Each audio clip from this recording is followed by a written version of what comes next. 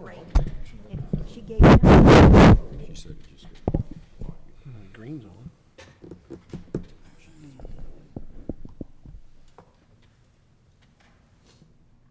If anyone asks, we are not on YouTube. We're not streaming, Okay. and Matt Wilson's working on it.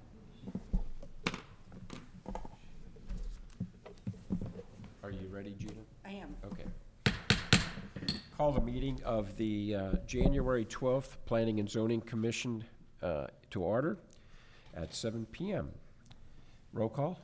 Rocco Gonzalez, Here. Mark Kleesner, Here. Rick Piontek, Here. Mayor Hagedorn, John Borgman, Here. Chuck Watson, Here. Chad Briggs, Kellen Witt, here. Mike Wood, Ken Shear, Here. Aaron Beckman, Here. Jeff Patke. Here. Please rise for the Pledge of Allegiance.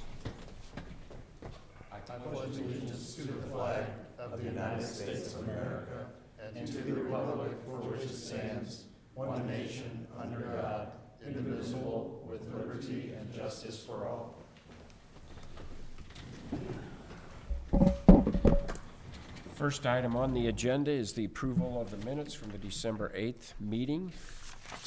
Everybody had a chance to review those? I did find one very minor correction that needs to be made, Gina, on page 7. Under the Matt Masterson dictation, I believe the last sentence should be my reply to the audience rather than Matt's. Okay. See what I'm talking about there? Okay. So, anybody else have any corrections? If not, I'll entertain a motion. Motion to approve. Approve. Motion Second. made and a second to approve the minutes from the December 8th meeting. All those in favor signify by saying aye. Aye. Opposed? Ayes have it. Third item on the agenda, file number 26-000101, special use permit at 4832 South Point Road. Good evening, Commission. Before us, we have a special use permit for charitable and welfare services businesses at the aforementioned 4832 South Point Road. This is going to be a group home, is what's going to be happening on this site. And the reason why it's before you tonight is because group homes are not normally permitted in commercial zones. They can be done through a special use permit. So it just requires some extra approval from you folks tonight. The state of Missouri, this is one of the few areas where the state of Missouri kind of steps down and supersedes the local level. So by right, these are already allowed, as I said, by right in all residential zoning districts. But as for commercial zoning districts, they need to go through the special use permit process. So this structure is an existing single-family home. It will be suited for up to 8 occupants. That's kind of the state of Missouri and our guidelines. And yeah, I'll have the applicant tell you a bit more about what specifically is going on here. So. Please state your name and address, please. Good evening, Tanya Hankins. I own a property at 300 Burnside, but I don't reside there. Do you want my home address or is that The home address would be fine. address 1101 Landing Place Drive Thank in you. Lake St. Louis? Good evening. My name is Tanya Hankins. I'm the founder and executive director of a nonprofit organization called Hanani House. We operate recovery residences for men and women. This would be our 5th home. We are certified through the National Alliance of Recovery Residences. So that's a very strict ethical guideline for the operation of these homes. As I said, we have another one that's on East 5th Street. We have one on Burnside. We have 2 women's homes in Augusta. We have an outpatient building off 5th Street, and last year we opened up a recovery community center in off 5th Street too, in the lower level of our outpatient building. So I just want to mention that we are contracted recovery housing providers through the Department of Mental Health. So that means we have strict house rules. It's not people who are active in their addiction. In fact, they are not allowed to stay there. We have on-site supervision. We have a very detailed, structured program that requires meeting attendance in 12-step recovery, getting jobs. We provide transportation. We have, like I said, just a schedule where they do morning meditation. So we serve the population of men and women who are seriously interested in getting their lives back on track from their substance use, addiction, or alcoholism. And we have a pretty great success rate. So I think that about covers it. I actually didn't know it'd be 8, so I do want to mention the group home that's on the books in City of Washington for a group home, from my understanding, is that it's 8 residents with up to 1 to 2 live-in house managers. That's correct, yep. Okay, good, because we have 8 residents and we have 2 live-in house managers, so it would be residing 10 men in total, and it's a really great location, in my opinion, because there really are no neighbors. It is commercial, but it's within walking distance to quite a few things.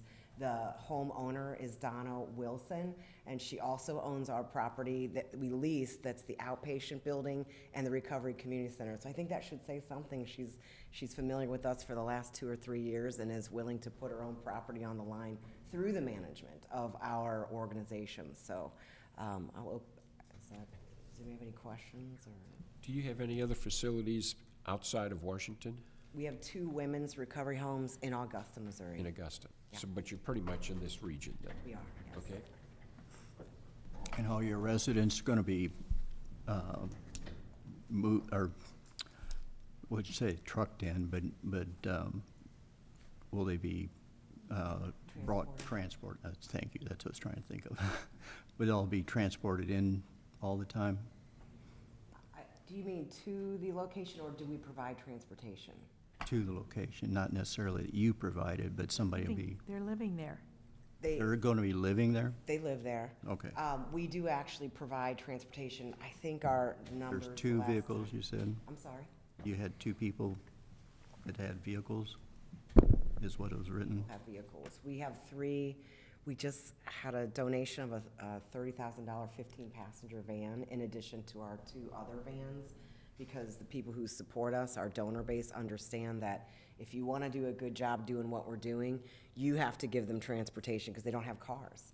So we provide transportation to grocery stores, to meetings, to their employers, and back from that, because we're really looking to support them doing well, and it takes that to do it.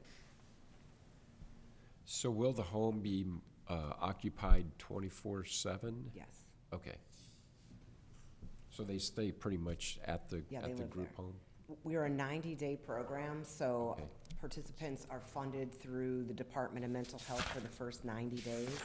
They can choose to stay longer than that if they need more time, which most of them do. So they can stay up to a year on self-pay after that 90 days. It's actually really good because they need a lot of support first getting started. So that 90 days ends up being great. We do require them to have a job. So although they'll be living there, no one's hanging out because they won't get to stay on my program if they do. If they have 7 days, they have to get a job. Tanya, with the limit on this home being 7 people occupying, will you then have 7 occupants? Or I think 8, it's I'm sorry. 8 with 2 live-in house managers. So we do intend with that many residents to have 2 supervisors that live on site and 8 residents living there. Okay. Yes, we plan on, since operating, I think we opened up 300 Burnside in 2021 of July. And we get an application every day for men and women. Like, we get 10 or more applications every single week for people to be seeking our services. Sounds like there's a need for this then. Oh, absolutely. For good programs that can really stick with them and help them provide the accountability and the structure and resources that they need, but there's strings attached, right? So it's not just come on in. It's, if you don't follow the rules and terms of agreement, then you can't stay. So there is no use and we have a zero tolerance. We give random urinalysis, so just because they're saying that they're not using, we don't, we give random UAs every week and enforce that policy pretty strictly. Thank you. Yeah. So Aaron, is there a way where the city can, as part of special use permit, require those standards as far as those testing? I know we've done that in other spots in town, where your criteria meets a special use permit as far as their application process and then their 90 days, or then it becomes a long-term rental at that point, right? Because they do rent from you then? Is that right? That's a great question. I don't know. They don't sign a lease. So again, I think that's, Aaron, where we were talking about the state. It's a sticky gray area that does not fit neatly into a box. They do not sign a lease agreement of any kind. What they sign is the terms of agreement to abide by our rules and regulations. And so they give us permission to give them random UAs, to do searches. So they are giving over essentially their rights to us to manage their, if that makes sense, or. Sure, it does. I guess when it gets to council standpoint, then it matters to, we're taking your word for it that you're gonna do that, instead of having it as a criteria that we expect that to be done. And then on how long their residence there, and it doesn't become something else other than what you're saying tonight. Jeff, to answer your question, I believe we can impose those requirements. I don't know, Mark, would that be like an adequate condition to say, hey, let's tack this onto the special use permit? We'd have to take a look at that because if you're going to go in and review those results, I'm not sure whether that would constitute a HIPAA violation or not. I mean, you could require them to do the testing, I suppose, but you would have probably no way to verify that they're doing the testing or what the testing results are. So from Because the disclosure of those would likely be a HIPAA violation. so from the state perspective, being actually authorized or certified from the state, what are the different things that you have to do to be a program through Departmental Health? Would it be helpful if I submitted the 5 pages of rules in terms of? So I think that's really what we're wanting is something that's Policy. structured to say that you're committed and held accountable of doing the things that you are saying you're going to do. I'm so happy to provide, because it's a program that I've built over the last 5 years just really well. So any of our, like we do an orientation, we do an intake, we have policies and procedures like you wouldn't believe, a schedule. So I am happy to put together a compilation of our program, because I would welcome anyone to come see a tour, because I think there's a stigma out there and people don't really understand. But it's really run well because it has to be. Because it's a high risk, you know what I mean? There's a lot of skin in the game, a lot of things that need to go well, and when they don't, we need to have policies and procedures in place to eliminate the people who are not doing well, and we have exactly that. So I'm happy to submit a compilation of that. What does the state require you to do to allow to get the funds and stuff like that? The state requires that you be accredited through the National Alliance of Recovery Residences. So the National Alliance of Recovery Residents is It's a lot of different things. yes, and it's like an application, and then you have to become to get where we are, which is a contracted recovery housing provider for the Department of Mental Health. Then you have to go through another application process. So I guarantee you, anything that you But your guys would request of me has been checked off. The box has been checked. It's there. Well, and I think something we have to realize is she's operating currently Yeah. in town. Right. Without any, there have been no Right. issues. And is this that's underneath Novel Nook? Yes. Yeah. And I Being think the some book of these- person, I'm into that. Some of these same questions we asked Exactly. when you did this facility there. Right. I think that's Yes. on, at Yeah. Fifth and MacArthur. So that's kind of sounds like you're starting from zero. Well, that's not the case in this situation, I think. Well, then, therefore, I'll ask my question this way. As long as she stays accredited, our special use permit continues. Like, you know what I mean? Then they have their own criteria to meet instead of us forming our own criteria. Correct. And in Mark's case, HIPAA violations. So that answers my question as far as as long as you stay state accredited to those kind of things, they're doing the checks and balances for us. Right. Then our And I special feel use. confident because she's been doing it already without Right. any issues in town already. It's not like somebody new coming in and we're starting a new program. True. She's got a house on Burnside, right? Yeah, 130 East Fifth Street also, yeah. And then you've got the one up below the bookstore. So I mean, yeah, when I saw your name on there, I was like, oh, and then I looked at the Recognize that, location and yeah. I was like, perfect location. I mean, in my mind, that's what I look like, you know. Yeah. As a matter of fact, the last time I was here, someone said, how long have you been doing this, like a recovery house? And I was like, 2 years, and they said, we had no idea, and I was like, that's the point. Right. That's the point. Right. Right. Any other questions for Tanya? I only have a question for Aaron. In looking at that aerial map, there's a RV parking. Correct. It's on the same lot as this Same house. lot? Yep. No issues with that if we make this a special use permit? Maybe a condition would be to, like have all activities contained within the house. I don't know, Mark, do we need to do that? I can't, would that, I don't think that would be an issue, but if I could see, maybe we need to say, hey, all the activities need to take place within the house. I don't know if that would be an issue. Mark, your opinion? I don't know. I mean, if they want to go out the backyard and they want to sit out in the backyard on a nice day, do you want to prohibit that? Yeah, see, I don't know. I don't really think there would be an issue there with that. That would be my only thought. Zoning thing, I mean. Sure. It's zoned commercial, so Right, yeah. right. And Donna Wilson is the property owner, so she already knows, and has given me a letter. That's what we needed for the accreditation for this property. So they do come out, they do a site visit, they make sure that we have our smoke detectors and our fire extinguishers and the rules and regulations. They just were out on last Monday, I believe, or Wednesday, but anyway, so she wrote a letter saying, I give my permission as the property owner for this use, and I know that it's gonna be used as a 10-bed recovery house. That's a requirement for NAR, that the property owner is in full knowledge of what the use of the property will be. So she owns that RV lot too, and I think we just work well together, so I can't, not that it was a question directed toward me, but I can't see a big problem. Very good. Thank you. Thank you. Is there anybody in the audience that would like to speak to this? If you would, please come up and state your name and address. Good evening, John. Good evening, sir. David Brunworth, retired family physician here in town and a member of the Presbyterian Church, which is your neighbor. Yes. Right there. We're the property right next to that.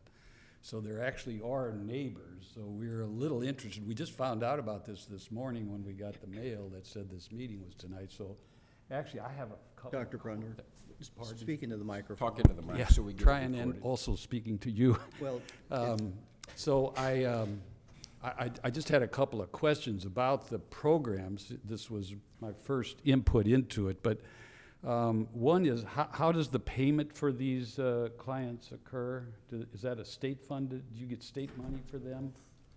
I'm sorry. Oh, that's okay. I don't know who to Well, talk to we can here. go back and ask her that. So you're wanting to know about the payments, how they're paid? Yeah. Okay. How do they pay for their services that they're Okay. receiving there? And also, how fresh are they out of their addiction or alcoholism? Is this something they're just popping out of the hospital and inpatient unit? Or are these people who've been out for a while? I don't quite understand who actually is coming to that. Okay.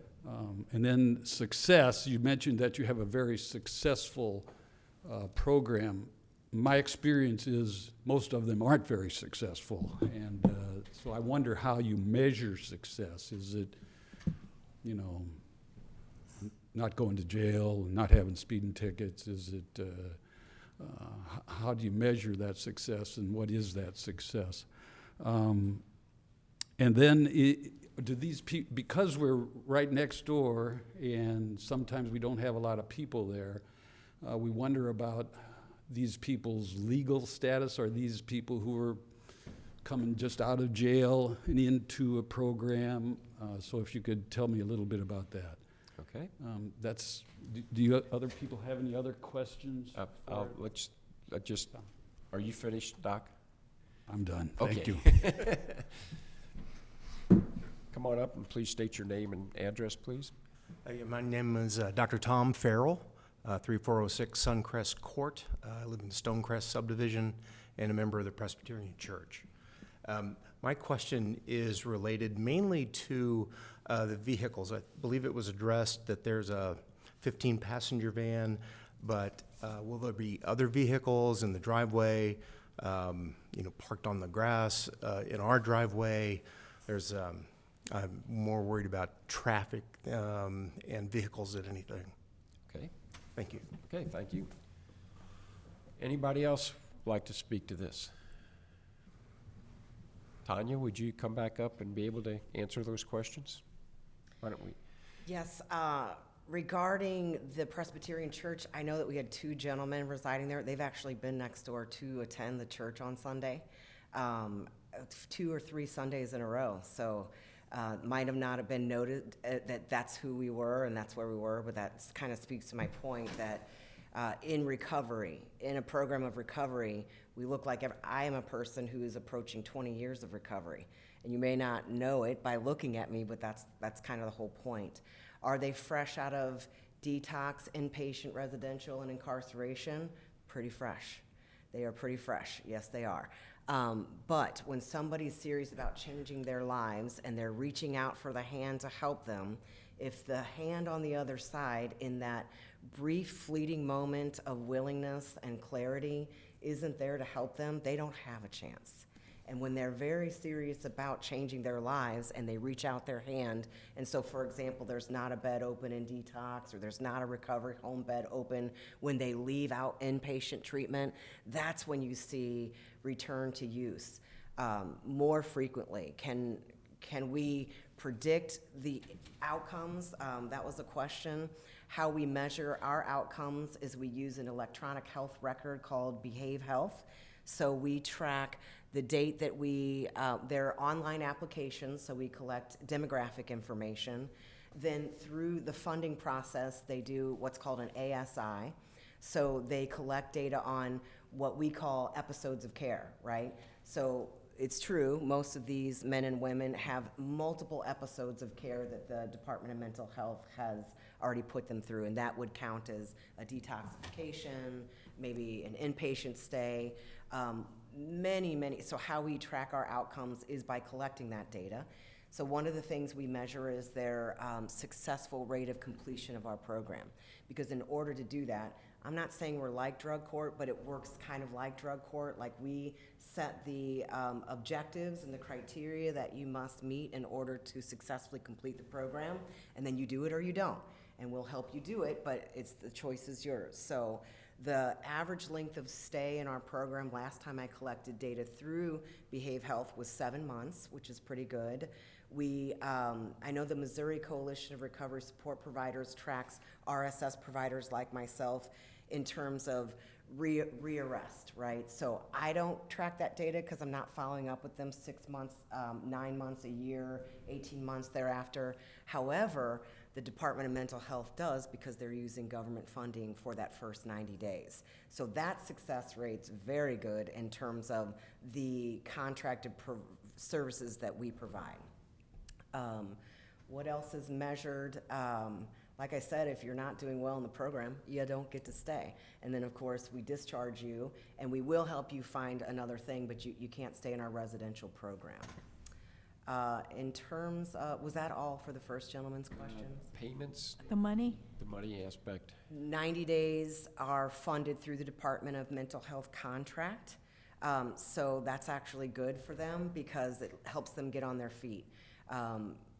Then they can stay on a self-pay basis, which is $600 a month or $150 a week, which we would collect after that 90th day if they choose to stay. But at that time, they are employed and they're getting to and from work and they're getting into recovery, they're going to meetings, they have a sponsor, and their lives are transforming. So it's good if they stay and pay.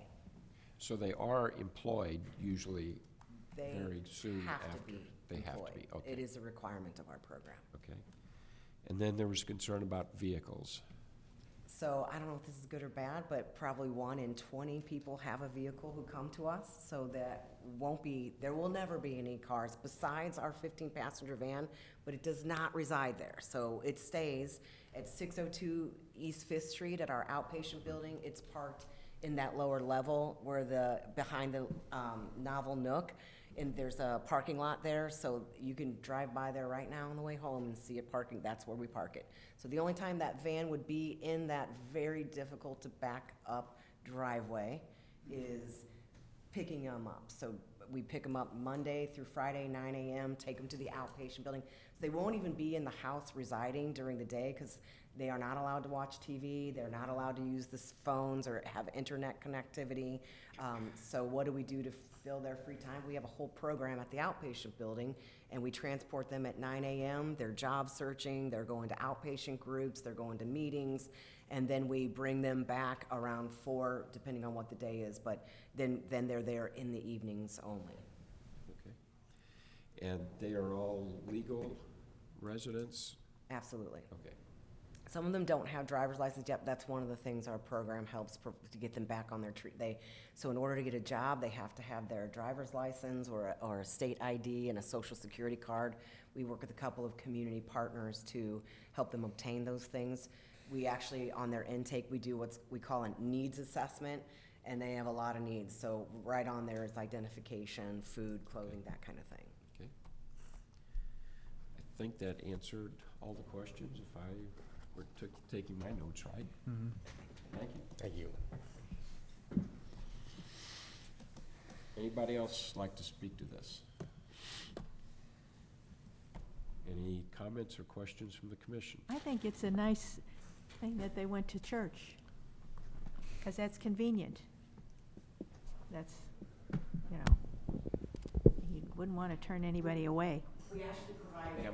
Ma'am, please come back to the microphone, please. It's okay. We recommend church, we don't require it, so we provide transportation, either Augusta or any of these houses to Jubilee Church. That's where we kind of developed a partnership, and most of our participants, but these gentlemen on their own just went over there because it was close, and Yeah, so. that's nice. That is cool. Yeah, I mean, I think it's easy to show how it's going smoothly with other locations that we mentioned, and obviously there's a need, so I don't see any issues with it. And it does seem to be the perfect location for being able to isolate, but also just make the most of the space. Okay. Any other comments? If none, I would entertain a motion. I'll make a motion to approve. Second. Motion made and seconded to approve the special use permit for 4832 South Point Road. All those in favor signify by saying aye. Aye. Opposed? Ayes have it. Thank you.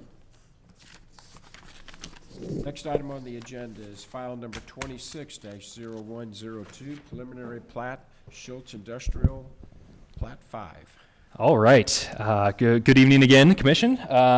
Today we have a series of plats, Schultz Industrial Plat 5 and Plat 6, and these are both related to the expansion and reworking of the detention basin for Frykes?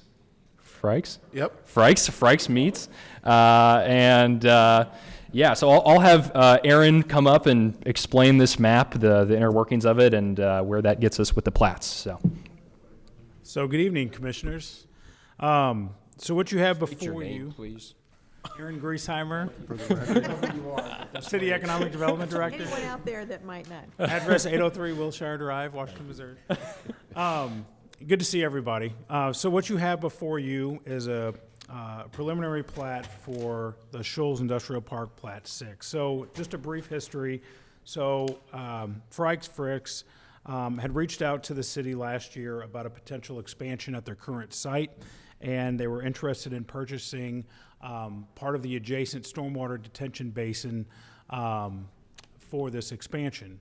And we took it before 353, and we actually reached out to the state of Missouri because the adjacent stormwater detention basin was constructed utilizing a state-earned grant. And when we reached out to the state, we learned that The current property had to stay as is for a period of 5 years, and ironically, that deadline was September 28th of 2025, so we could sell it. So, we took it back to 353, and they were agreeable under the condition that the stormwater detention basin be constructed to maintain the current amount of rainwater that it currently holds, and the runoff on the backside stays as is. So what the owner of Fricks did was they also approached MK Distributing and are planning to purchase 1.09 acres adjacent to that property and deed that back to the city as part of the newly constructed stormwater detention basin. So Fricks is hoping to purchase 1.92 acres of the adjacent stormwater detention basin. They also requested a sign easement that you can see on the plat, which was drawn in there with a 10-foot ingress egress along Frick Drive, so our city crews can maintain the stormwater detention basin and get in there and do any maintenance work that is needed. I think that covers everything. Are there any questions from the commissioners? Yeah, we're getting a little ahead of ourselves here, but that's a great summary. But yeah, as essentially for Plat 5 is just breaking down that initial, let's see, like 2.5 acres that MK owns, and then giving this lot to Frykes to then give back to the city. So this Plat 5 is just the re-subdivision for lots 1 and 2? Correct. Okay. That clarifies that a little. Right. Thank you. Any questions for Aaron, commissioners? Do we need to approve Plat 5 first, I'm assuming, and then? Yes. Yes. And we can get into the nitty-gritty of Plat 6 when we're there. Sorry, I was jumping ahead. Yes, you were. Any commissioners with questions? Not, I would entertain a motion. I motion we approve. Second. Motion made and seconded that we approve the preliminary plat for Schultz Industrial, Plat 5. All those in favor signify by saying aye. Aye. Opposed? Ayes have it. Okay, now, file number 26-0103, preliminary plat Schultz Industrial, Plat 6. So again, what you have before you is the preliminary plat for Plat 6 out in the Shoals Industrial Park, which just shows everything that I discussed previously. I guess the one thing I would just add in there is that this was approved unanimously by the 353 Redevelopment Corporation. So we just need your approval to move forward. And I believe there was revision that one came out in the original, correct? That's you want. Correct. It didn't include the sign easement. Sign easement, right. So this, let's see. This little bit right here is what Aaron's talking about. So basically, Frykes, we have a provision in our rules that says that any sign for a commercial operation needs to take place on the same lot as the operation itself. So there's this little kind of strip here, and Frykes wants their sign to be on the corner here. So they've got this little strip of land that connects their sign to their whole big operation here. And then, it wasn't mentioned, but the expansion itself is going to take place like right here, and then the detention basin right here. So This makes it as simple as possible by just adding that 10-inch easement strip. So. Is that part of an easement then?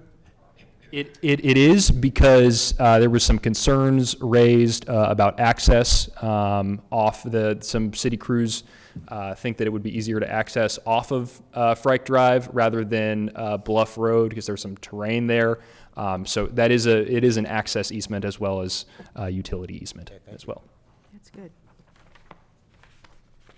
Do you know if they're gonna be two separate retention basins, or are they gonna be all put together in one? It'll all be put together as one. That's what I thought. That And doesn't we look have like under it's- the agreement that they do have to construct the stormwater detention basin with the current stormwater specifications that Storage, are in our right. ordinance right now. But the city would maintain that property. Okay. Any questions for Aaron? Or Aaron? So what Frike's adding on, is it increasing the amount of surface area for runoff at the same time, or is it, I mean, the detention area, I mean, are they gonna be needing to increase even though you've got whatever as current, but if you're gonna be increasing whatever as far as building or parking lot and stuff like that, you're gonna be increasing the amount of runoff? Sure, yeah, I don't, no, sorry, do you have more? No, or- that's basically, that's what his Yeah, question I don't want to speak to the specifics. I would assume, yes, that there would be increased runoff. I don't know, the inner workings of the engineer's plan for the detention basin, but I can assure you that will be, when the specifics come forth about, what's being expanded where, our engineering department can take a look at that, so. See if Cameron can lead. Next. Yeah, Chuck, so that's part of the reason why we had to have Dave purchase part of the MK, because exactly what you said. Even though it is going to be part of the drive, basically there is going to be increased impervious area. And with that, part of that's going to get filled in, the existing basin, but we're going to dig more of it out. So they're on the west side of MK distributing there. There'll be a large hole excavated there to compensate for the additional runoff in addition to, what we fill in. So yeah, that's what's taken so long. Thanks for jumping in. Yeah, I'm sorry. That was explained to us months ago, I guess, right, Mark? We can say that now? That that's what's going to be taken care of? Yeah, sorry. Okay. Okay. Any other questions from the commission? I would just like to make a comment that a great job by 353, Aaron, working with Frikes. This has been quite a few months in the making. This was part of executive session for council for a number of months. This keeps Frikes one of our largest employers in Washington. If we don't work with them on this, they're looking for land somewhere else, and you never know where they may go. So I just think it's a good, our city staff working with them to keep one of our staples here in our industrial park. So thank you for that. Agreed. Only other question, can we get any free samples at the commission? Yeah. Ham. Rocco, I worked there last week in the back for a different job, and they still wouldn't give us snacks, I'm telling you. All right, if no other questions or comments, I would entertain a motion. I make a motion to approve. I'll second it. Motion made and seconded to approve the preliminary plat for Schultz Industrial, Plat 6. All those in favor signify by saying aye. Aye. Opposed? Ayes have it. Item number 6, lot coverage code change recommendations. Yes, good evening, Commission. I'm here to talk to you today about lot coverage in Washington and some issues that staff have been having. And I want to have an open-ended discussion just kind of about some things that I found and the direction that I think would be good for the city to have. So, not wanting to walk away from this meeting and have a whole new set of rules, just kind of want to have some direction from you folks in terms of this issue. So with that, and feel free to jump in if you have any questions or anything. It's open-ended discussion. So talking about lot coverage in Washington, Missouri, why does Washington have lot coverage standards, and what are lot coverage standards? Lot coverage, this is the maximum percent of a lot's area structures are allowed to be built on, and this includes not only the main structure, but also accessory structures with a roof or things that are in ground, so like covered decks, gazebos, pools, things of that nature. And these were popular zoning tools sort of back in the day as America was suburbanizing. And lot coverage standards were adopted in many cities to promote low-density, sort of quote-unquote high-quality neighborhoods. And I'm using quotes there, to kind of we'll get into why I say that. And planners at the time thought that these zoning tools were some of the best ways to ensure adequate light and air standards, to create livable neighborhoods. And they kind of thought that restricting the buildable area of lots ensures that there are large yards across Washington wherever lot coverage is adopted. So if you restrict, if you say, you can only build on 25% of the lot, you're going to have a lot of extra yard to deal with. So that was the thought at that time. So talking about the current lot coverage standards in Washington, it ranges anywhere from 25% to 35%, and compared to peer cities, for example, St. Peters, Missouri, for a lot of their zoning districts, they have up to 50% lot coverage. We're on the more restrictive side. And this table just shows the various lot coverage percentages.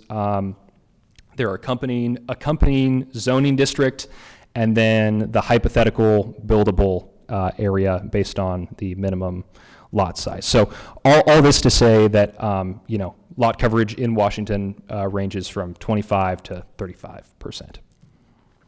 So get into why I'm here to talk to you about this today are the issues with lot coverage standards. One such issue is that lots developed before these standards were introduced have a larger lot coverage than allowed by code, primarily in the R1B district, which is, in the older parts of town, developed in often in the 50s and 60s. So they were not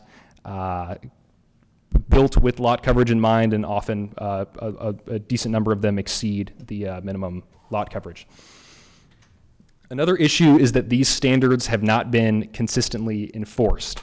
More so on the side of when people want to put accessory structures on their property.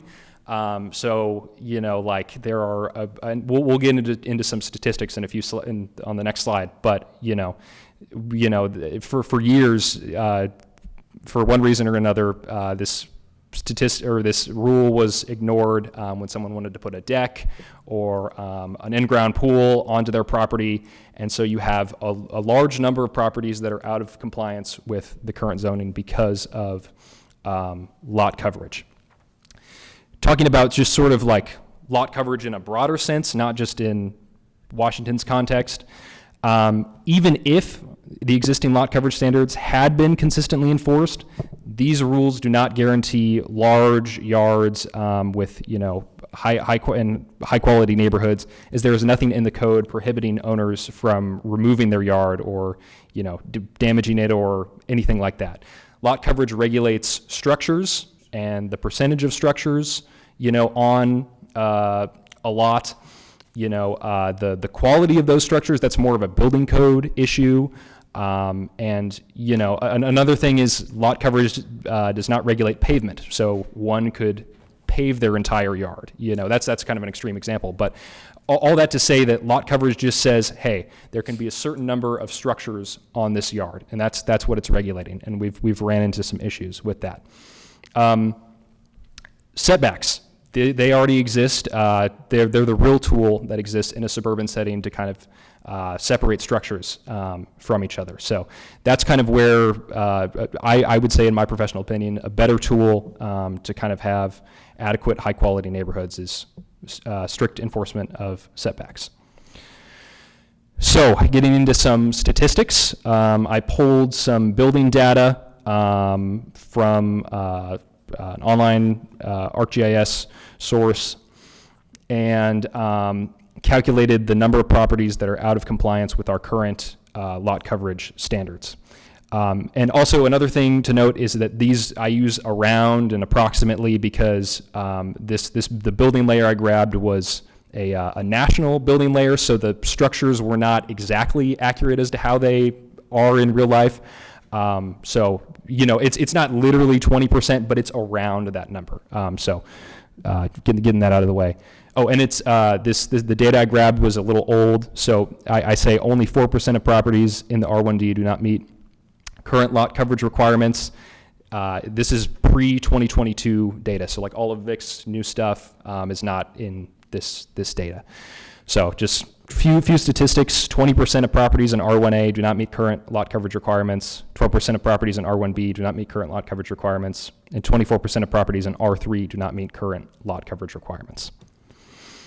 And taking a look about spatially where that is, Anything on this map that is not in the lightest shade of red, I realize it's a little small if you're looking at this TV, but anything that is not in the lightest shade of red is out of compliance with our lot coverage standards for R1A. And these are, all over the city of Washington. It's not exclusive to one neighborhood.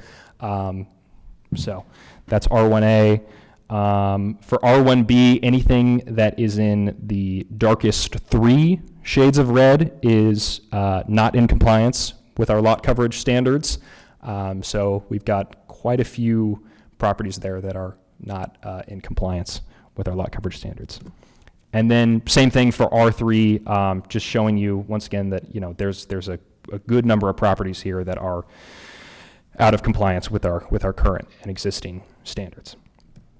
So as I mentioned before, why I'm coming to you today is because in site plan I've faced a number of situations where someone will be applying for a pool or a deck or something, and they have their lot coverage is like, let's say they're in the R1A district and their lot coverage is like 24%, their building covers 24% of the lot, and with the deck, it's like 25.2% covered. Because that has not been enforced in the past, and other staff in the engineering department said, well, yeah, we've never touched this before. It feels kind of weird to start enforcing that. So yeah, I've just experienced a number of situations like that where I'm unsure of how to proceed, or when there's so anywho, that's been kind of the biggest challenge and why I'm coming to you today. So it's been difficult to administer these regulations, and just to point out this last bullet point here, there's a number of peer cities that do not have lot coverage standards, and those include St. Clair, Missouri, Eureka, Wildwood, Chesterfield, and Lake St. Louis. They have a couple zoning districts where they have lot coverage, but it's like 40 or 50% or something like that. So few and far between in those cities. So talking about a potential solution, given lot coverage standards do not effectively preserve large yards and have not been consistently enforced, staff is advocating for their removal. And we can discuss that and say hey, that's just where I want to start this conversation from. In my professional opinion, starting to administer a rule which has seldom been enforced leaves property owners, elected officials, and staff confused as to why this rule is even on the books. Lot coverage standards, in my professional opinion, are a poor land use tool that attempts to preserve property values by mandating large yards, but gatekeeps even higher property values by preventing improvements such as pools or covered decks from being installed.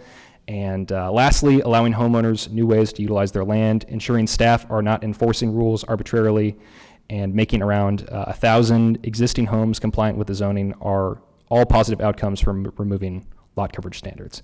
So I guess with that, I would like to get the commission's opinion on this, and just where do we go from here? Tough one. Well, that means my house is probably not in compliance, I'm sure. I've put a pretty significant addition on it. I guess the concept is, right now, we're not enforcing it. It's on the books, technically. Correct. But there's just not a ton of compliance. At least there's a majority of properties that aren't within compliance. So it's either, as if we were to not take this out and keep the lot coverage standards, what does that do? Anything technically? Would it require you or other staff to actually go and say, hey, here's a fee? We would not go to anyone and say, hey, you're out of compliance. Yeah. That would not be something that we would do.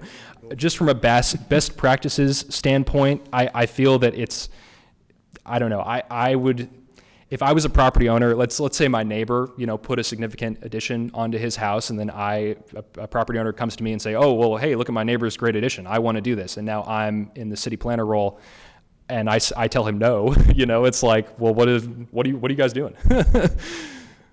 This only came about because you're new, you're reading the rules, and now it comes, and that's one of the benefits of having someone in that position. But I also think that the lot coverage standards are, like you stated in the beginning of your spiel, the 50s and 60s, where everyone thought a big yard was great. Yep. And now you're going to tell someone that a big yard is better than you having an addition and a pool. And that's kind of what you're stating there, because you're actually going to increase property values if you allow that addition and pool. I guess for me, it's either, I guess what Rocco's asking, if we just do nothing and leave it like it is, we're just making Aaron's job harder. Aaron's asking us to take it out so he doesn't have to be the police on lot coverage standards. But I also don't think that, are we ever going to come up with a number where we're going to be 50% like Lake St. Louis? That'll be okay. We're still going to have situations where it's going to be a problem. Now, I did learn something a few months ago on one property where your outbuilding cannot be larger than your main dwelling. That is correct. So standards like that, I think we need to keep and look at those things closer and make sure we don't allow ourselves to get into where someone has a shed because it didn't take up, now we're gonna have a whole lot entire. Well, that and, like you say, the setbacks and stuff like that, as long as, that's Right. important because Absolutely. of utilities and city access to, the sewer lines and whatever else that. Easements and setbacks are more Exactly. important than coverage. But I also think we need to stick with the outbuildings not larger than your Oh, house. true, yeah. Those But kind of standards. The lot coverage, I kind of think too that we ought to just, it's like, granted, back in the 50s and 60s, everybody's wanting to, maintain their home value and have nice big yards and all that kind of stuff, but nobody has big yards these days. It's like, Vic is building these ones that, most of the stuff is the younger families, they don't want to spend all that time mowing the grass anymore. They're not spending all the time out there in the flower beds and everything else. They're hiring somebody to do that so they can go play golf and whatever else with their kids. They're not doing all the my yard looks better than your yard, keeping up with the But Joneses. look what and- we've done too with lot sizes. We've Yes. adjusted the required minimum. Right. Yeah, and that's. From my perspective, I don't see what the downside is to removing these. Exactly. I guess, not saying it's necessarily a downside, but I'm gonna throw this out there a little bit. Several years ago, I went to planning and zoning, I wanted to put an addition on my garage, and I was told that, sorry, you're gonna be over your area, and that I needed to go and get a variance to do that.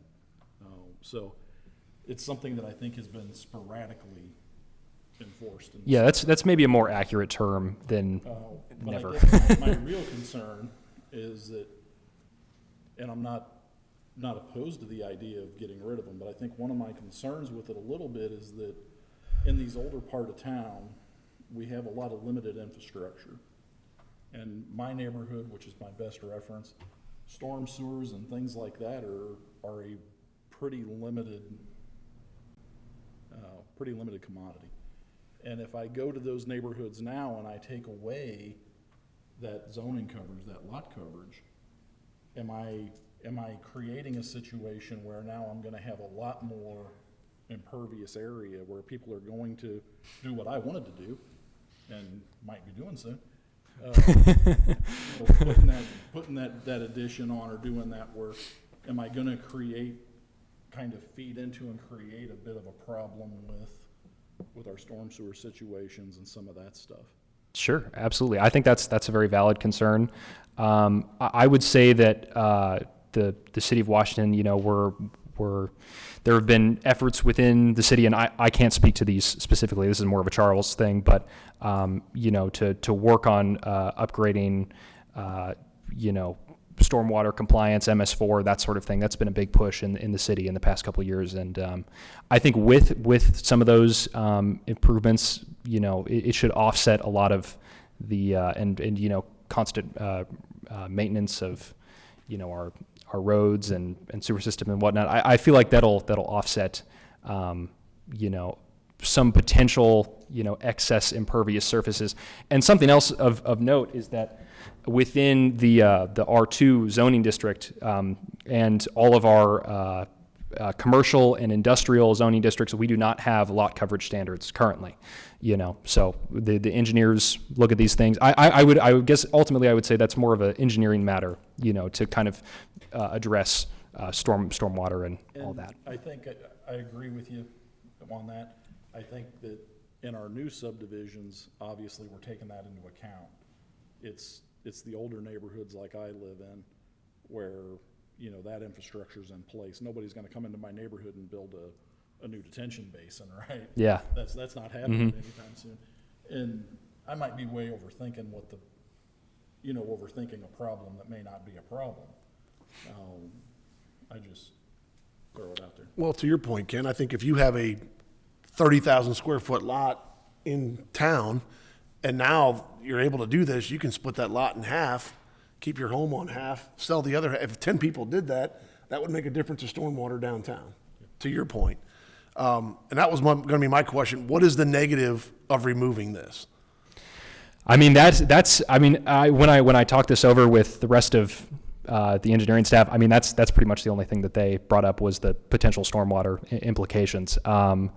I can't really think of any others because, you know, a lot of the safety concerns and the intention of lot coverage of, hey, we want to protect the large lots. A lot of that stuff is regulated by the building code and code enforcement, you know, so if the building department and code enforcement's doing their job, I don't really see any other potential downsides other than, as you said, the stormwater. Sorry, Mark, John. Go ahead. In which zone did you say it's not? R2, so that's a lot of, I can just pull up a map. Right, so all commercial, industrial, and R2 would not be, or already is not in. Already does not have lot coverage standards.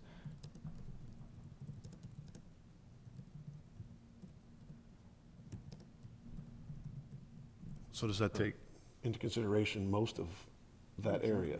Yeah, it's a lot of that area is kind of the older Worrisome parts of areas go down, I guess. Right. So, not right now. So all of this, well, not this little strip right here, but all of this in here, does everywhere where it's pink and this shade of blue does not have lot coverage standards already.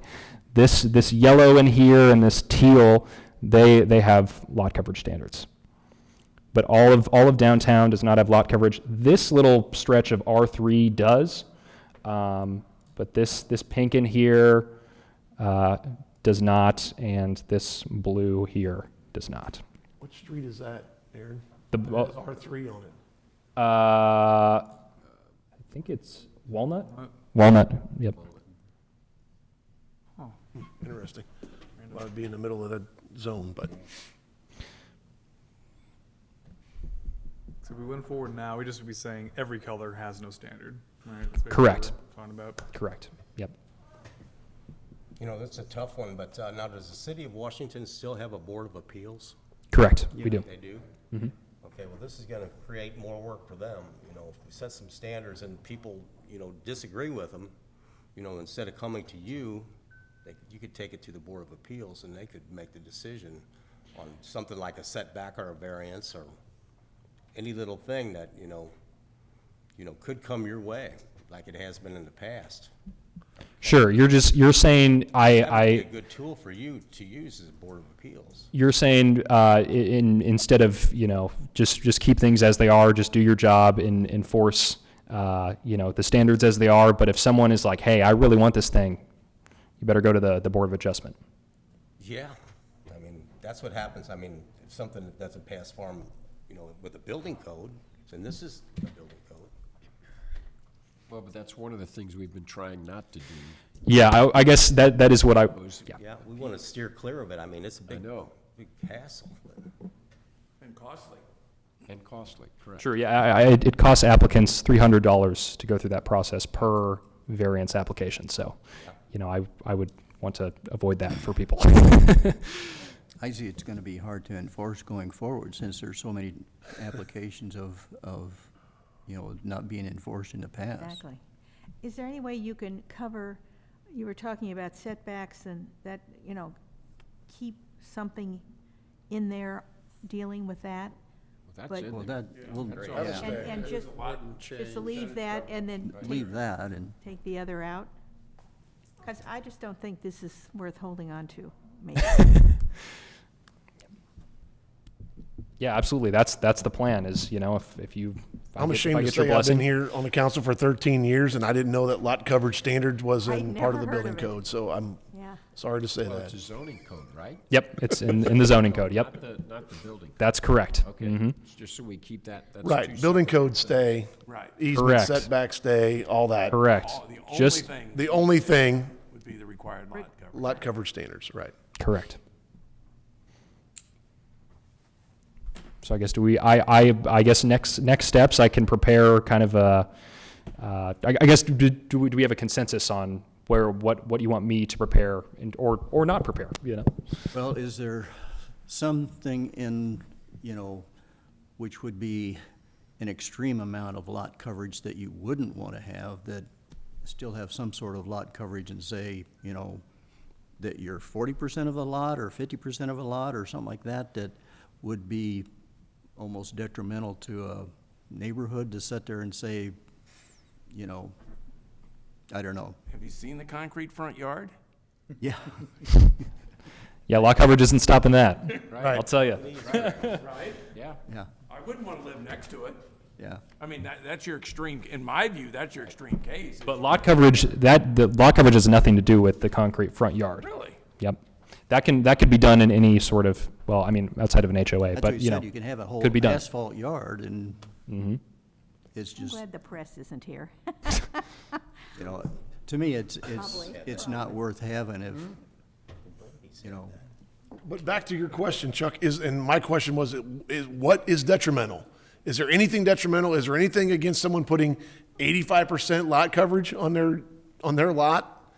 And, I guess that's, Chuck made 40 or 50. I'll bring it to 80%. Is that detrimental? Or as long as it meets building codes and easements and setbacks? I mean, usually easements and setbacks are going to keep away Yep. close to 50%. Correct. Or, Exactly. to that number. So I think maybe 80 is extreme, but I'm just saying, Right. is I there mean, any is number there- that needs to be out there that would be detrimental to anything? And I would say at that point, Jeff, you might as well just do away with the whole thing. Yeah, because Right. stormwater is going to be the most detrimental effect of this. Right. So again, I think we go back to the fact we're removing it completely and still keeping your setbacks and easements is going to be just fine. Yep. Absolutely. I talked myself into no answers. There you go, there you go. Hey, it's great when that happens, you know? That works. If there's going to be a downside to it, we'll be the first ones to hear about it after we remove them. Correct. Well, that's what I was wondering, if we, rather than make that decision unintended tonight, consequences? I would like to see this PowerPoint presentation and read through this. It was hard to read from my perspective. Sure, yeah. And digest this a little bit, and looking at the maps and all that. That's just because I'm a detail kind of person. I hear you.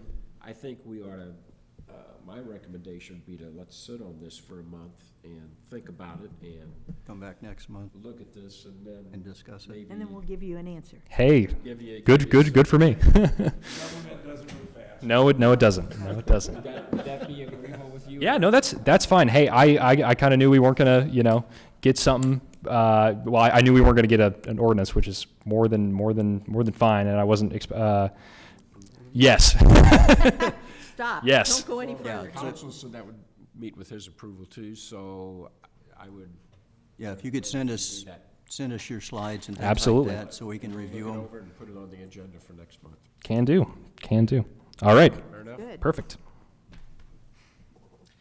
Okay, item 7, other business, Franklin County subdivision.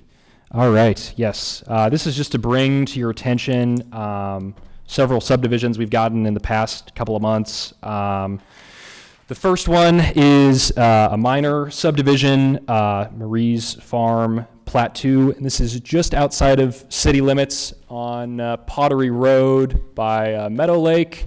And these are 6 lots. All of them are 3+ acres.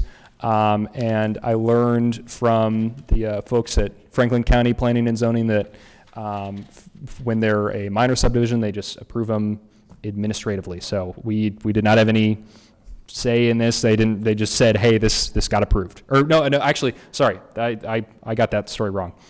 What happened is Blake was driving by this one day and said, hey, what's going on here?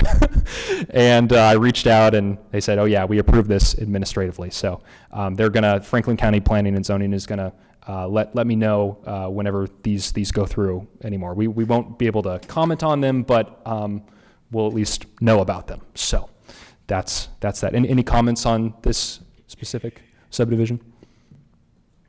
All I No, can was see there, is we I'll got look at a 50-foot wide street with a small cul-de-sac, so great. That's good. Another issue to deal with. Yep. What's the radius of the cul-de-sac? I think The rate? 50 feet, but I can't really tell for sure. I was gonna say, I couldn't read it. What's the radius of the cul-de-sac, do you know? You get that any closer to read that? Yeah, it looks like 50 feet. 50. Yeah. And what's ours? What's ours? Is it? So, if they came to us tomorrow and said, "Hey, we want in," we might have to. Not that they're going to do that, but I'm trying. I guess what I'm trying to say here is they're touching city limits. That's what I'm trying to say. That was my first question, Aaron. When this does come into this, when they want to annex in a city, do they meet our standards or what doesn't meet? The cul-de-sac. Right. Everything doesn't meet, or a lot of things. I guess that was, when I read this, and that was my first question is that, can we reply back to them and say, look, we can't approve or disapprove, we're only getting this for information, but in the future, if you'd like to be annexed in the city, oh, no, I never want to come in the city, right? Yeah, that's what First they. answer But from Meadow Lake. things happen. But Things happen. these are the stipulations that would have to be changed. Letting someone know that maybe they want to change them before they build them, knowing that they're next door to the city. Sure. That would be my only suggestion, we'd suggest to them what needed to be changed to be city We've compliant. had that in the past with the letter. Sure. We can prepare something to send to these folks. I mean, if it's that, That way they have a Anything that heads doesn't- up. Anything that doesn't meet current city subdivision requirements. I mean, we've if it's always that included in close, Oh, I'm sorry, we didn't know we normally do that. yeah, we normally do it, but it's like whether I'll they, stop rethinking then. Jeff, whether they abide by what we say. Well, they don't have to abide, I I get know, that. but it's We like, make our point, Right. they can decide whether to listen to our point or not. Right. And in yeah, this case, but if it's it's, already been approved. if it's already touching the city, I It's only a mean, matter of time. it's only a matter of time before it's That's gonna come exactly, in. and therefore my comment, I don't want to be in a city. Don't ever let it happen. Meadow Lake did it to me when I first joined the council. Don't ever let that happen, and now they want to be and now are. So it's going to happen. It's just a matter of time. Sure. Yeah, we'll prepare something for them because I don't know if we've had any contact with these folks, but we'll get something to them. That's good. And then the other subdivision to bring to your attention, it's not Horse Camp subdivision. I think it's Summer Lane, or what's the name of this one? Summer Hill. Summer Hill is the name of this subdivision. So this was what was submitted to Franklin County P&Z in couple months back, and this design was denied because they only have one entrance here. And this is, I guess I should back up a little bit. This is south of the city, off of just south of Highway A.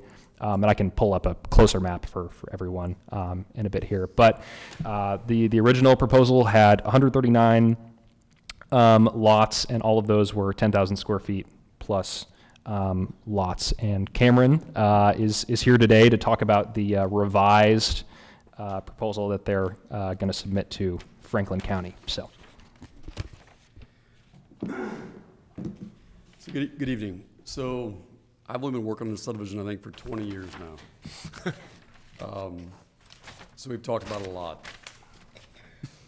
So when we first started this, it was Mike Nadler, Tom Alsop, and this was 2005 timeframe.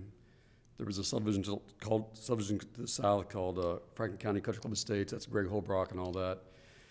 And so related to connectivity, at the time, I think it was Terry Wilson and Rich Wilson at the county. So we had two massive subdivisions. This was originally proposed about 170 lots here. I think they had about 220 lots to the south. So we actually proposed connecting Highway A to Country Club Road, and we proposed building a street. Maybe you could zoom out a little bit. You got anything to zoom out on a little bit there, Aaron?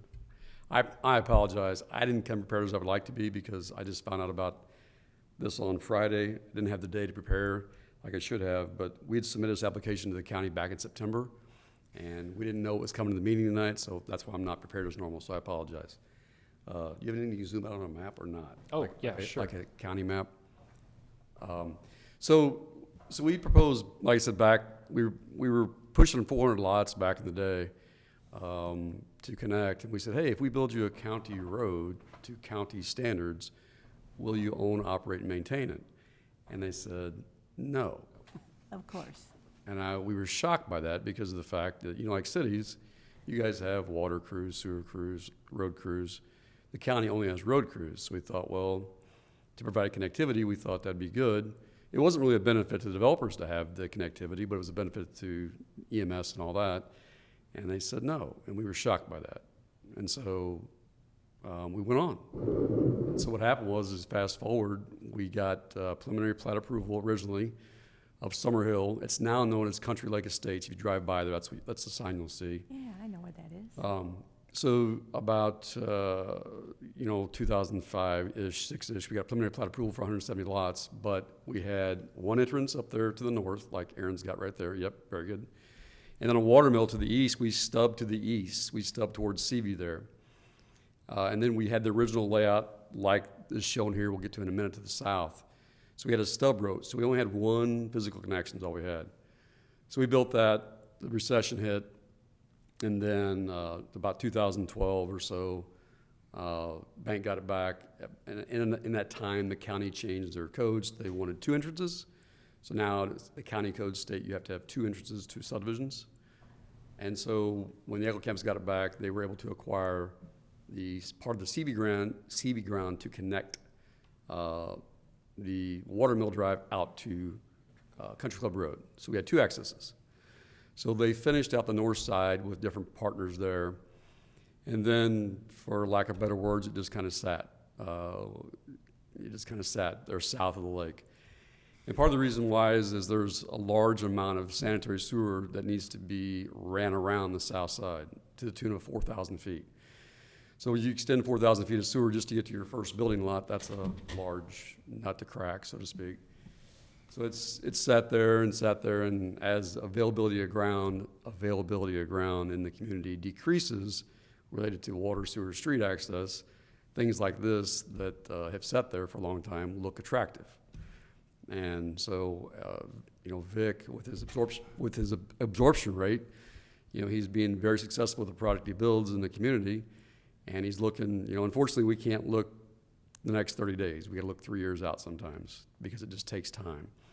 And so when we look 3 years out, related to what's got water, sewer, street, these things come up. So what happened was that Vic's like, hey, I need to be thinking about this. So back in September, we applied to the county, and we thought we met the county standards.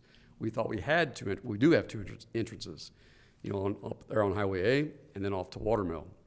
So by the letter of the law, so to speak, we thought that our property, our original parent parcel, has two entrances. The heartburn became when you go south of where Watermill and Summerhill intersect. That used to be, and I don't hold me to this, but it used to be about, let me think about this here for a second. Let's see, so the delta is 260. Well, anyway, what happened was that the county, we went from 22,000 square feet to 10,000 square feet minimum. So there's about 50 to 60 more lots on this parcel than what was originally planned for. So then that basically south of Watermill and Summerhill there, where it intersects north there, there's more than 100 lots past that intersection, which is the triggering effect in the county codes for 2 entrances. 100 units or more, you have to have 2 entrances. So their interpretation was, hey, you've got more than 100 units south of that intersection. Okay, fine. So basically, also what happened at that time in September, actually October, was we learned that unbeknownst to us, the water department felt we didn't have enough water to the site. So we were kind of working that, trying to figure that out, because we thought they'd upgraded the tanks and the towers and lines, but evidently there's some issue related to water flow there that we don't know about. We're still trying to investigate. But then, like I said, up pops this on your agenda tonight. I'm like, we need to come talk to you guys. So I guess had this development been in the city, what's been standard of practice in the city is that we would stub out a street, meaning that when you look to the east of this, there's the Catholic cemetery. You look to the south, that was Greg Holbrook subdivision. You look to the west, that parcel's landlocked, not the Regals, but another farm that's landlocked by the Regal farm. So there's basically not many pieces of property we can stub the street to. The one property we'd stub to originally went away. They didn't want it. So we didn't have that on our preliminary plan. So when we sent it back, we thought, we didn't put it on there. But now that it's back here, it's like, well, if it was in the city of Washington, this is what we do. We would stub this road. So that's what I'm talking about tonight with you guys, is that to meet your standards, I think stubbing the street between 69 and 70, we'd have two physical entrances, plus a stub. That's what we'd do if it was in your city. And so that's kind of the ask, I guess, is my point, is that's the discussion. If we would do that, are you happy with that? Is that enough? Does that meet your your city standards So where, related to access? so where would you stub it? on the map? So, between, Oh, okay. Gotcha. Road E would go right there and stub to there.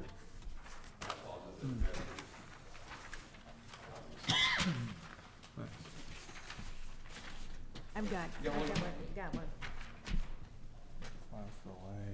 Does that show the road? Does that show the road? the reason why we picked that one, John, is Sorry. Yeah, I have it, but I don't have it marked. Thank you. So where, There you go. Cameron, so where are you stubbing, this one down here at the bottom, you're saying? This yes, so that's the, yeah, Road- Chuck. Road E? Yes, Road E, that's right, yes. So that would be stubbed to the property line. And that was in the general vicinity of where we originally proposed to build that north-south road. So I'm not saying that, Greg Holbrook's will ever develop or not, it's just things have kind of changed in that area, and the likelihood has gone down. It could, it's possible it could, but with all the things that I know about the area, most likely it's not a local Catholic cemetery, it's the Archdiocese of St. Louis that own that. Right. Most likely they're not going to sell that. The other property's landlocked. If we came in on the west side, Road B, then that leaves a lot to lay out to the east yet. So we thought Road E seemed like made the most sense. To come in conformance with your ordinances, so to speak. I know I've said a lot there, so if you need to ask me any question I've tried to combine 20 years of history into 10 minutes, so. I learned a lot. Did the same thing out at Autumn Leaf, didn't they? Yes, that's right. And to your point, Mark, that's basically how, when you're bounded on the north like you are, we can only develop to the south in Washington. As you go south, really all we can do is stub streets a lot of times. Right. The parcels aren't big enough. Right. Yeah, and so it's been, I think for the most part in the state of Washington, it's been successful. I think like Autumn Leaf, it's stubbed out to High Street. Example, I believe. Yeah. Stonecrest got connected recently, Foxcrest, it just can't happen overnight. It's a problem. Sometimes it takes time.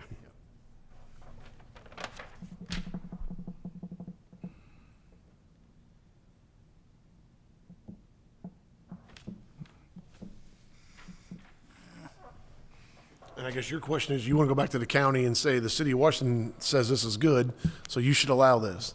Yeah, that's right. That's what I thought. Yeah. Okay. That's the pitch, meaning that, hey, we talked to the city of Washington and said, hey, if this was in the city of Washington, I mean, that's a legitimate question, you know what I'm saying, Jeff? Meaning that if this was all in the city of Washington, what would we do today? What would we do? What would you guys ask? And I think that's related to access. Your only option. Yeah, that's what I'm asking. So Cameron, Road B. Yes. What's the length of that cul-de-sac? I do not know off the top of my head. I know, and I can't see any numbers on there to add up. Yeah, I could find out.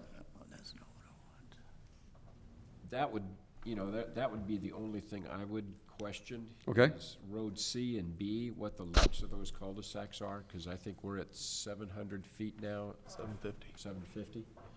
Knew it was close to that. Pretty 770, sure, don't actually. quote me on that, but I think that's the right You number. remember, Yeah. Aaron? 770. 770? Okay. You're close. Figured you would know. I don't have it in front of me. Yeah, I would say from a staff perspective, that would probably be one of the main things we would look at. When this originally came to our attention, access was that was the other thing, is making sure that there were two entrances. So, one here, whereas, the original submitted plan just had, it's 6 cul-de-sacs instead of the road, so. And then the length of that remaining cul-de-sac, which is what it is, east of Road E, because that's another cul-de-sac. You're saying this? Oh, yeah, okay, yeah, I see what you're saying. Know what I'm saying? Yep. Yeah, that would also be, well, I don't know. I think we would measure that from this intersection with a road F. So I think that would probably be okay. Well, but you'd have to go back to Road E, because that's your connectivity. Well, you don't go back to Road E from, to this one. It would be from the nearest intersection, would be where the cul-de-sac is measured. All interconnecting then. But there's no interconnecting for any of this, so that you would measure from here to there. John's actually right about this one, guys. It's from the nearest intersecting through street. But I was, sorry. That's the way. You, Cameron. That's the way he's our chairman. That's the way it's been enforced, the way John said, through the years.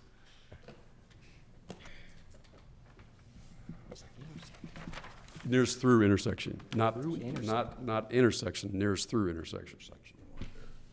If you look at all the subdivisions, that's. And I think that's what we've done historically, is we've always sent a letter detailing those things in that development Yep. plan that don't meet our street connectivity or whatever. Correct. Whether it be grade, whether it be street widths, whether it be cul-de-sac diameters, any of that. I know that's been going on back when Mark Scarnia was chairman here yet. Yep. That we would do that. Yeah, and we will continue to do that, so. But yeah, that just to bring, that was why I put this on, it was brought to my attention, so I figured you folks should know about it. Stubb so. Street's better than what it was.